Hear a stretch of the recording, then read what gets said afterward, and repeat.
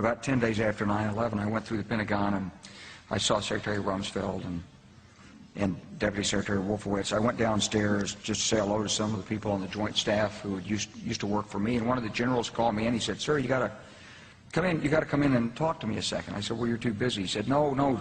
He says, "We've made the decision. We're going to war with Iraq." This was on or about the 20th of September. I said, "We're going to war with Iraq. Why?" He said, "I don't know." He said, "I guess they don't know what else to do." So I said, "Well, did they find some information connecting Saddam to Al-Qaeda?" He said, No. He says, "There's nothing new that way. They just made the decision to go to war with Iraq." He said, "I guess it's like we don't know what to do about terrorists, but we've got a good military and we can take down governments." And he said, "I guess if the only tool you have is a hammer, every problem has to look like a nail." So I came back to see him a few weeks later, and by that time we were bombing in Afghanistan. I said, "Are we still going to war with Iraq?" And he said, "Oh, it's worse than that."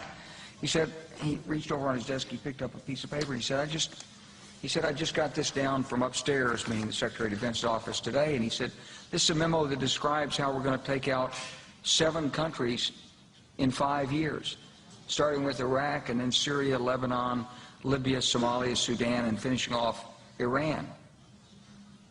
So go through the countries again?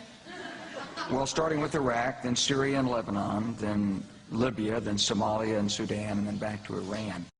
Truth is about the Middle East is, had there been no oil there, it would be like Africa.